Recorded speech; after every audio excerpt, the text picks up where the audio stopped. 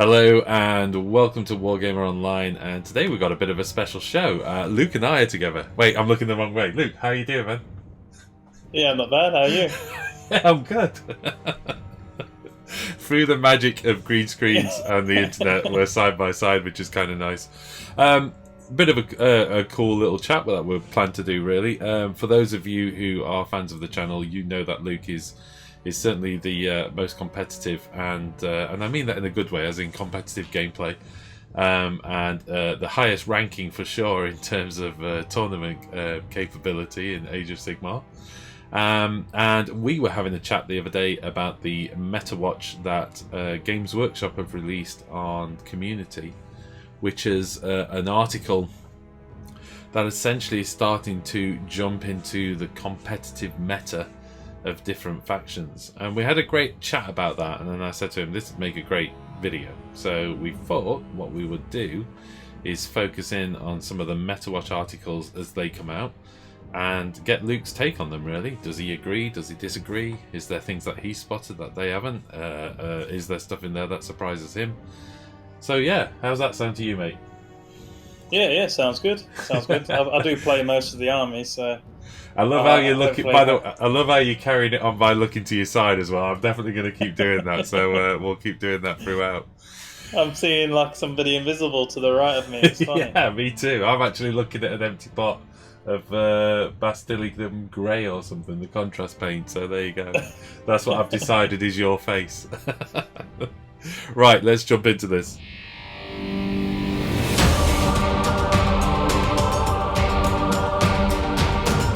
This video is made possible by our patrons. So, Luke, what's this all about? There's a new article gone up, which is for Metawatch Episode 2, but that's not where it started, is it? Obviously. No. So Episode 1, you've got Daniel Street talking about the current state of the meta. And he's actually quite good. He does it a lot on Twitter, like posts up a lot of the tournaments and stuff, and all the results and stuff, puts the top lists up in tournaments, and yeah, so he's got a good overview of how the state of the scene is at the moment on the competitive side. Yeah, and he just goes through that. I mean, it's a very small pool to pick from at the moment because of COVID. But yeah, there's been quite a lot of tabletop simulator tournaments, and then a few little like 20 manners and stuff across the world, where the restrictions are less strict. Oh, fair enough. So this is Dan Street from AOS Shorts. What I'm going to do is I'm going to put a link in the video and in the description as well. So if people want to go check him out, I'll put his social links on. But yeah, he was covering kind of the general meta scene, but this one focuses in a little bit more, well, a lot more, on the old Kharadron Overlords, yeah? Now, this is planned as being my army for 2021, so I was quite pleased when this article came up to give me some pointers. But, you know, do you want to pick through it? I think the best way is you pick through this and you tell me your take on it. How does that sound? Yeah. So if we start off, basically Steve has just gone and found a few players to talk through this specific episode, Kharadron Overlords, and he's got Alex and Julian, and they're just Alex talks more about how he thinks KO do well and stuff, and then Julian goes more into how to kind of defeat KO as an army, and he's written like a nice little cities list, and Alex has written a Kharadron Overlist. So okay, yeah, we can go through the article and pick out what we like and maybe what we don't like. Yeah, definitely. I mean, the army, by the way, Alex's army just looks beautiful, doesn't it? It's just stunning. And it's proper, like, you know, cool, in line with the Battletome kind of colour scheme. That just looks fantastic. I love it. Yeah, he's kept it all, like, the colours all similar, and but also the boats, they're all, like, regimental, which is what you'd expect, I guess, from KO, because they're more of a kind of army type of army, aren't they? Yeah. They've got that, you know, they're kind of like militant traders, aren't they, almost, I think. Yeah. So, yeah, he wants to talk, you know, jumps into kind of talking about strength and weaknesses, doesn't he? I think that's where he kind of jumps into. But we've also got a list here as well. What do you, I mean, we've got a favourite combination of a massive transport capacity of the Ironclad and the firepower of the Thunderers. Yeah, but yeah, he goes into that. As soon as KO come out, he was just absolutely stunned by the army. So that's just what he's been concentrating on. Kharadron Overlords, it's been his love in Age of Sigmar. I tell you. So then you on, can kind of tell with the list that he's written, it's got a bit of everything in it. So he's just trying to make the most use out of the book that he can. Is it worth looking through the list? Do you want to kind of pick that through? Yeah. So he's got a chemist, an engine ringmaster with the suit, a navigator, 3 units of Arcanaut company, 6 engine riggers, 20 thunderers, an ironclad in the Iron Sky Command, and then the 99% of Kharadron Overlords lists I see is Spell in the Bottle with the Warp Lightning Vortex, just because it's such an aggressive, abusive ability artifact. Well, let's talk about the let's Vortex just being able to instantly cast. Yeah, so let's talk about the Spell in the Bottle then, for those of people who have not come across against KO. And I don't think Kharadron Overlords is a particularly huge army. I've played against them once, I think, when the tournament scene was active. They were definitely more present, but in terms of what I came across. So, what is the Spell in the Bottle, and why the Warp Lightning Vortex? Well, the Spell in the Bottle is very themey, so you can put any endless spell, even like other faction endless spells, inside the bottle. Pay the points for the endless spell, and in the hero phase, you can cast the spell and it cannot be unbound. So you can just you can aggressively play that endless spell however you like. And in Barracks Ziflin, you get a hero phase move, so you can teleport with Fly High and put that endless spell wherever you need it on the board at any point in the game, if the chemist is still alive. What about the rest of the list? I mean, you kind of described it almost as a collector's list, isn't it? There's a good representation of the model line. Is that fair to say? Do you see this as a competitive list, or? I think it's a bit of both, because he's gone for the Iron Sky Command, which most of his army fits inside. So he has kept it as low as drop as possible to allow him to dictate where the Warp Lightning Vortex can go. Because normally, if you can't guarantee going first, it does allow somebody to go and snipe out that chemist before you even get to use the Spell in the Bottle. So it's normally quite good to be low drop to make the most use out of the Spell in the Bottle against. In the tournament scene, it is anyway, because you don't really know who you're going to face. Yeah. So, but yeah, it is. I'd say it's more on the side of a bit of both. I wouldn't say this is the most competitive Kharadron Overlords list you'll see. It is quite different from what I've been seeing. So, given I've got a pile of shame of Kharadron Overlord, then if I was going to start off towards my 2,000 points. Is there any kind of tweaks or changes or advice you give me to take my KO in a direction? So in KO, when I've been using on Tabletop Simulator, I've been trying to keep the same again, low drop, but I use the Iron Attack Squadron battalion. Right. Iron Sky Attack Squadron, and that's all around the frigates and Arcanaut companies, and it allows you to move and then get you guys out, so you can get the most use out of the Arcanauts, because they've got quite short range weapons, and it's very MSU, and you can fit a lot in that battalion. So I'd go that way, but it's a bit that again where you it is a bit of a spam kind of thing, but yeah, it's 4 units of in that kind of list. I'd have 4 units of Arcanauts in 4 frigates. Wow. and then go from there. I still have the Warp Lightning Vortex, and then a few heroes, and then about 3 of the gun haulers. So it's probably a higher drop than the list that we're looking at now, but it's very MSU, and it's got a lot of threats, and you can pinpoint where you want to take things out, which is what they talk about in the article, that KO is it's a very shooty army, but it's got a very high movability, so it can just pinpoint where it wants to take a target out. So if you lean into that, you are leaning into the strengths of the army. Yeah. So yeah, you talk about that. They're obviously highly mobile in terms of an army. They're pretty good at range. Is that fair to say? Yeah, they have a lot of flexibility in shooting, where they can their guns that can fire a shorter range gun that does burst fire, or fire the long range gun that's got a higher end and does quite a lot of damage to a single target. Yeah.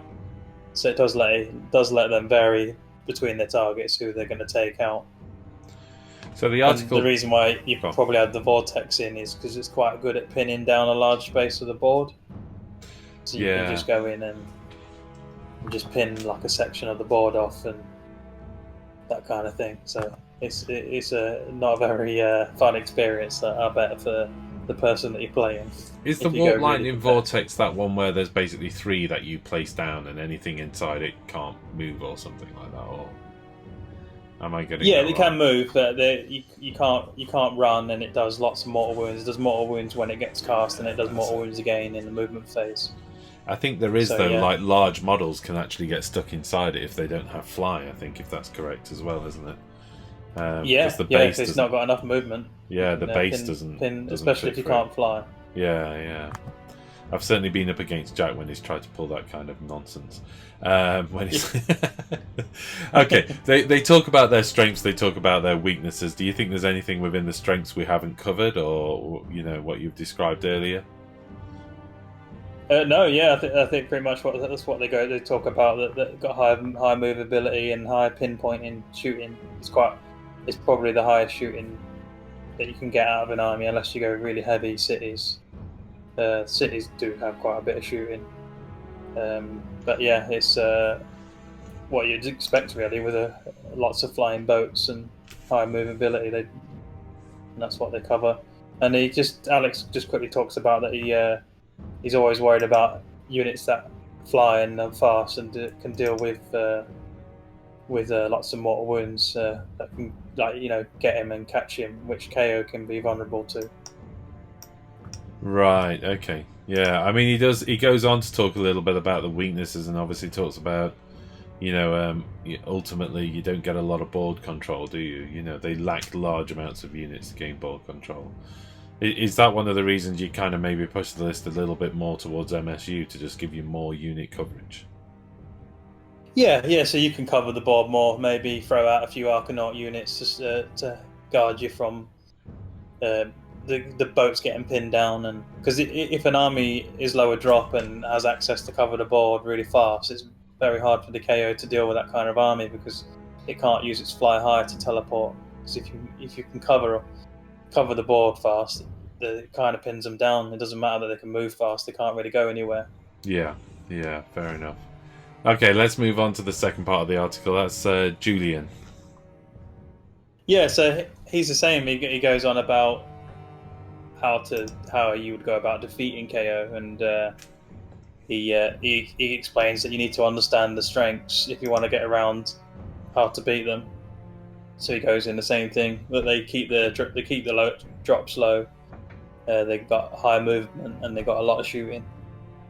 So then he goes into covering board space with chaff units and stuff is a great advantage to have against KO, because you can force them to kind of deploy in places they may not want to be and pin them down. And he also goes about like MSU kind of armies would be a struggle for KO because they can't shoot all the targets, so then they're vulnerable to the counter charge. Right. I love there's a couple of bullet points at the start that basically says, in the movement phase they are naturally fast. In the shooting meta they are the shootiest army. They have low list drops and finally access to some very strong battalion artifacts, including the infamous spell in a bottle, 99% of the time filled with Warp Lightning Vortex. It's just made me chuckle. Yeah. What is it? I remember. Go on, carry on. Again, if you were deploying and playing against the Warp Lightning Vortex, you can kind of nullify. I know it's very powerful, but if you deploy in a way and you have got chaff units and you deploy in a way where it is only ever going to hit your chaff unit, so they waste their spell in the bottle on your chaff, which they might not do, so they might save it for later, then which then gives you the ability to breach out and maybe get him before he can use the spell in the bottle. Right. Okay. So, because I have played against KO with the Warp Lightning Vortex, and that's what I've found is I've tried to draw them in to try and pull the Warp Lightning Vortex out with my chaff, and always measuring its effective damage output, and try and keep my important stuff away from that effective range first turn. And then if they don't go for it first turn, you can kind of push out as fast as you can. Because even a Warp Lightning Vortex shouldn't really wipe all your chaff unit. Right. It'd still be there. They'd either have to waste some shots on that chaff unit to finish it off, or it'd still be there next turn just to quickly run onto an objective or something. So if you screen it out really well, the board, and you keep your important stuff away from the ranges of the Warp Lightning Vortex, then you can kind of nullify how powerful it is. Shut it down a little bit, yeah. Okay. He goes on to give a demonstration of a Cities of Sigmar army, isn't it? A sample list, and this definitely looks like a bit of an MSU build, yeah. Yeah. He looks like he's gone for lots of minimum size units. Apart from the engine riggers, he's gone to a 6. I do like the engine riggers in Tempest Eye because they gain the, especially with the with the volleygons. He's gone the volleygons, and that's a lot of shots where you can get bonuses to wound from the command trait, which he's put on the engine rig master. So yeah, and that's very good because the engine rig master can fly around the board with the gun hauler, so you can put that buff wherever you need it on the board. So I do like that, having it on the engine rig master, because in Tempest Eye you can have KO one unit in every 4 in that city. He can be the general, and he can have the command trait, so that is a nice use. Because problem when you put it on the 3 guild general, the Griffin, it makes him a larger target, and you don't really want to then use the Griffin as a beat stick, like going around and destroying units and stuff. But having it not on him puts the target on the engine rig master. But because he's flying around with the bow, it's very hard to pin down. So you can use that Griffin to run around as a combat beat stick and take out units where you need to take them out, and you should go around, survive a bit longer. That's quite cute, that, isn't it? Because, like you say, the engine master's flying around on the gun hauler, and like you say, the 3 guild general. The 3 guild general on Griffin's a solid unit, but like you say, if you can take some of the focus off of him, it gives him a lot more kind of flexibility, doesn't it, to impact the game. I really love the inclusion of 3 gyrocopters as well. I can't believe are they only 60 points each? Is that right? No, they're 70. They're 70. Oh, they're 70 each, but you get a discount, I think, for having. For having 3, right? Okay, that makes sense. Okay. It's just a sweet model. I really love it. I love demigriffs as well, but that's one of Jack's favourite parts to the army. Cities of Sigmar. From my perspective, what we're talking about doing is expanding out some of Jack's Cities of Sigmar with more Stormcast.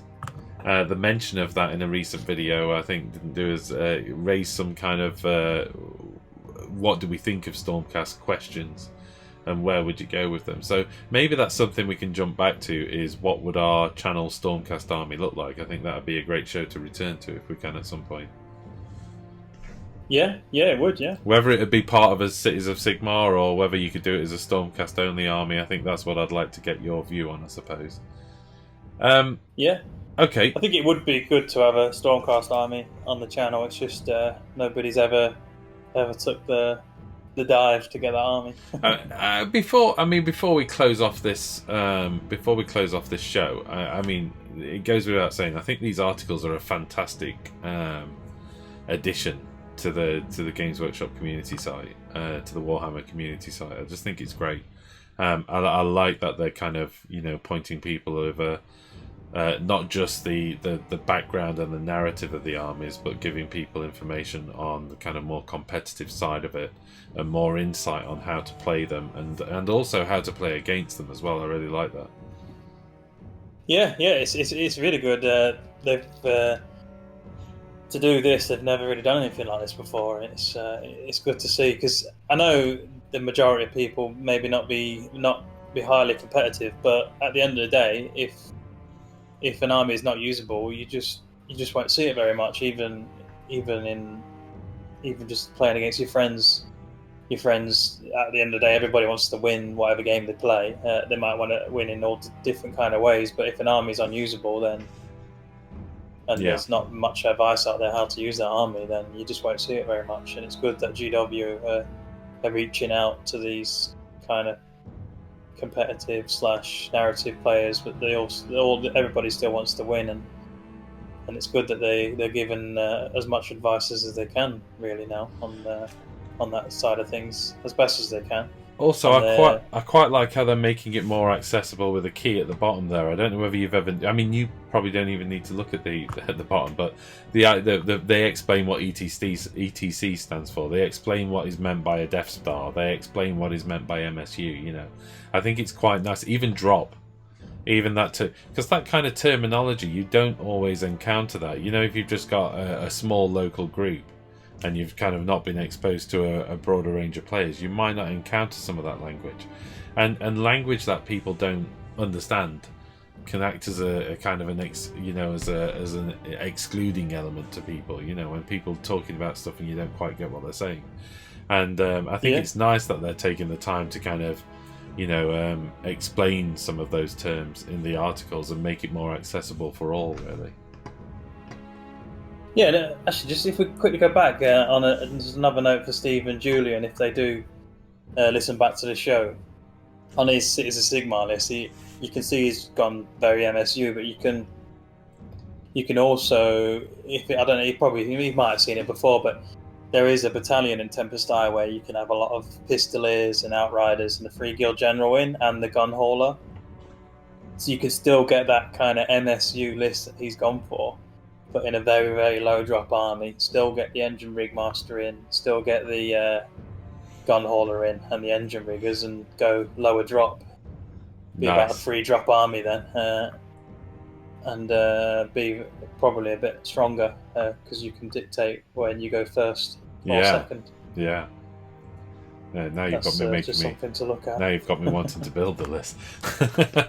I know. I wanted to build that Outrider kind of Pistolier list using the AdMech, the AdMech the mechanical riders, horses, and they got like the pistols and the gun and stuff. They fit really, really well. Expensive conversion to do, but it looked very cool. Yeah, very like Tempest Eye, all machine-y with the KO stuff, and would fit the theme. Man, they look so nice. Well, look, thanks for joining us, man. It's nice to sit at the side of you, even if it's virtually. Let us know in the comments if you want to see more of this stuff. It's always good to catch up with Luke anyway, and hopefully when this crazy lockdown nonsense is over, you'll actually see him on some of the battle reports, which would be fantastic. But in the meantime, stay safe, keep gaming, have fun.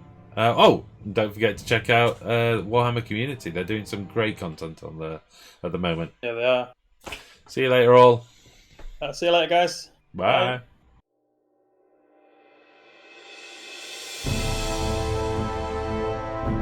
This video is made possible by our patrons. If you want to know more about how to support us, click on the link to the right.